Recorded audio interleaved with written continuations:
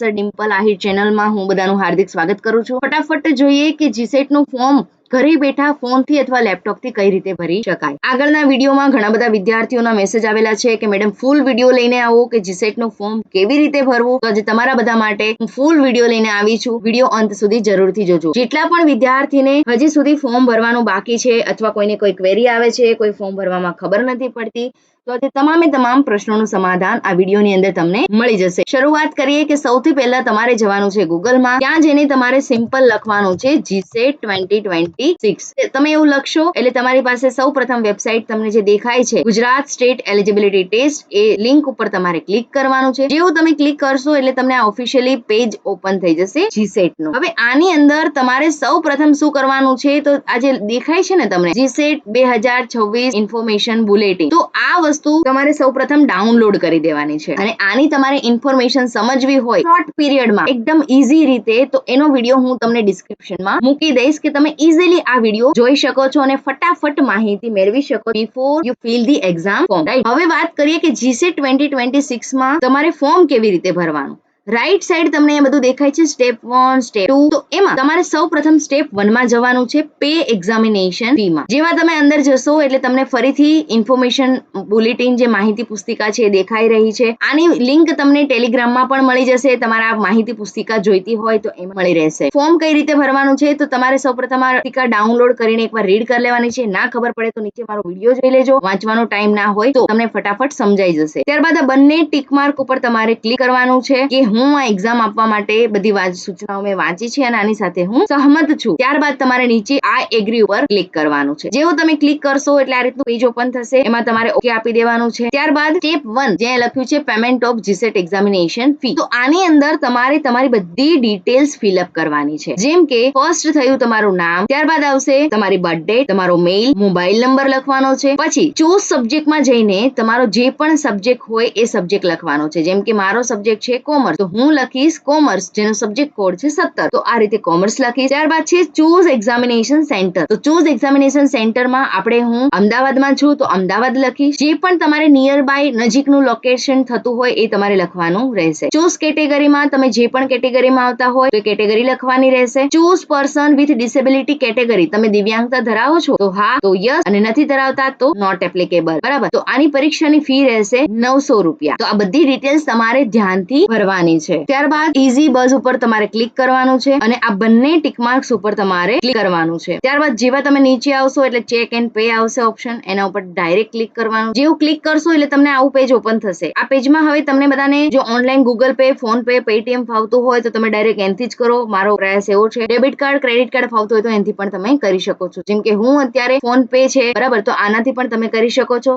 Show QR, તમને QR દેખાશે, તમે આના ઉપર જઈને તમે ડાયરેક્ટલી ઈઝીલી રીતે તમે પેમેન્ટ કરી શકો છો. જેવું તમારું પેમેન્ટ થઈ જશે એટલે આ રીતનો તમારો રિસ્પોન્સ આવી જશે. ઠીક છે. જેમાં તમને ઓર્ડર નંબર, પ્રેફરન્સ નંબર, તમારું સ્ટેટસ, પેમેન્ટ કયું છે, મોડ, આ દરેકે દરેક વસ્તુ તમને મળી જશે. આને તમારે શું કરી લેવાનું છે, અને તમારે સેવ કરી લેવાનું છે, અથવા તો તમે અહીંયા રાઈટ સાઈડ જઈને તમે આને શું કરી શકો છો, ડાઉનલોડ પણ કરી શકો છો. ઠીક છે. હવે તમારે શું કરવાનું છે, સ્ટેપ નંબર 2 માં આવી જવાનું છે. જેવું તમે બાર મેઇન આવશે એટલે હોમ પેજમાં આવી જશો. એમાં તમારે સ્ટેપ 2 માં રજીસ્ટર ઓનલાઈન ફોર જીસેટ ઉપર આવી જવાનું છે. અહીંયા તમારે તમારો mobile number, order number, easy buzz number અને પછી લોગિન પર તમારે ક્લિક કરવાનું રહેશે. જેવું તમે લોગિન ઉપર ક્લિક કરશો એટલે આ રીતનું પેજ ઓપન થઈ જશે કે જેમાં તમે 50% પ્રોસેસ બતાવી દીધી છે. હવે તમારે શું કરવાનું છે કે સ્ટેપ 2 રજીસ્ટર ઓનલાઈન જીસેટ, એના ઉપર તમારે ક્લિક કરવાનું છે. સિમ્પલ તમે ક્લિક કરશો એટલે તમારું પેજ ઓપન થશે. તમારે બેક જવાનું નથી. ડાયરેક્ટ અહીંયા તમારે તમારી બધી ડિટેલ્સ તમારે નાખવાની રહેશે. જેમ કે તમારી પર્સનલ ડિટેલ્સમાં તમારું નામ, passport size photo, birthday, gender, father's name, mother's name, category, PWD category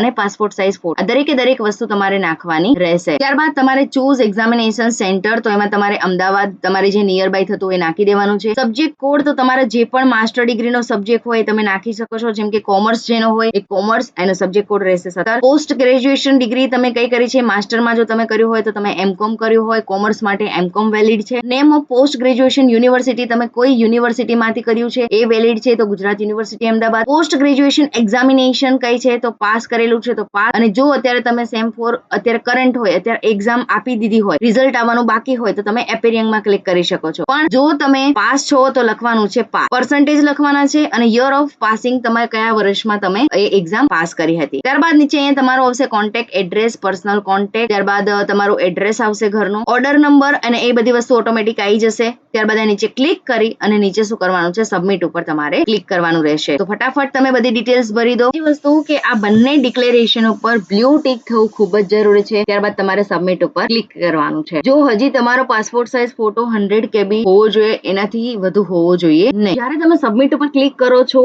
ત્યારે તમને એક ઇન્ફોર્મેશન આવે છે કે all details provide by you will be taken as a final. તમે જે ડિટેલ્સ ભરી છે એ સંપૂર્ણ રીતે સાચી છે કે નહીં. Gujarat state would not be responsible for any error on your part. ફોર્મમાં જ્યારે ફાઇનલ સબમિટ આપતા પહેલા તમારે એકવાર જો ચેન્જીસ હોય તો તમે કરી શકો. રહી ગયું હોય, કઈ લખવાનું ભૂલથી લખાઈ ગયું હોય તો તમે ચેન્જ કરી શકો છો. અહીંયા તમારે કેન્સલ આપી દેવાનું છે અને તમે ચેન્જ કરી શકો. જો તમે ઉપર ક્લિક કરી દીધું તો તમે ફાઇનલ સબમિટ ઉપર પહોંચી જશો. તો હવે આપણે બધું ઓકે છે તો ઓકે ઉપર ક્લિક કરી અને લાસ્ટમાં ફાઇનલ સબમિટ ઉપર આવી ગયું છે. આપણે રજીસ્ટ્રેશન નંબર જનરેટ થઈ ગયો છે. બરાબર, આપણી જેટલી પણ ડિટેલ્સ ભરી હતી એ બધી ડિટેલ્સ અહીંયા શો થઈ ગઈ છે. બરાબર, રજીસ્ટ્રેશન શું થઈ ગયું છે, કમ્પ્લીટલી સક્સેસફુલ થઈ ગયું છે. હવે તમારે શું કરવાનું છે, ડેશબોર્ડ ઉપર જઈને રજીસ્ટ્રેશન ફોર્મ એના ઉપર તમારે ક્લિક કરવાનું છે. જેવું તમે ક્લિક કરશો એટલે તમારું રજીસ્ટ્રેશન ફોર્મ આ રીતે ઓપન થઈ જશે. આની તમારે શું કરી લેવાની છે, પહેલા તો સેવ ડાઉનલોડ કરી દેવાનું છે. ડાઉનલોડ કર્યા બાદ તમારે શું કરવાનું છે, આને સેવ કરી લેવાનું. ત્યારબાદ તમારે જે ફી રિસીપ હતી તો એ ફી રિસીપ પણ શું કરવાની છે, સાથે સાથે એને પણ તમારે ડાઉનલોડ કરી દેવાની છે, કે જેથી કરીને તમને શું થશે કે જ્યારે પણ તમારે ફી રિસીપની તમારી પાસે હોવી જરૂરી, તો એ તમે શું કરી શકો છો, સાથે રાખી શકો છો. તો આ રીતે તમે દરેક વસ્તુ કરી શકો. તો વિદ્યાર્થી મિત્રો, આ હતું જીસીટ 2026 નું ફોર્મ કેવી રીતે ભરવું, સ્ટેપ બાય સ્ટેપ સંપૂર્ણ માહિતી જણાવી. હજી જો કોઈને કઈ ડાઉટ હોય તો મને કોમેન્ટ સેક્શનમાં જણાવજો. અને જો વિડીયો સારો લાગ્યો હોય તો વિડીયોને લાઈક કરવાનું ભૂલતા નહીં, શેર કરવાનું ભૂલતા નહીં, અને તમારા જેવા વિદ્યાર્થીઓ સુધી વધુમાં વધુ શેર કરો જેથી એ લોકો પણ કોઈ મિસ્ટેક ના કરે. તો મળીએ નેક્સ્ટ વિડીયોમાં. જય દ્વારકાધીશ.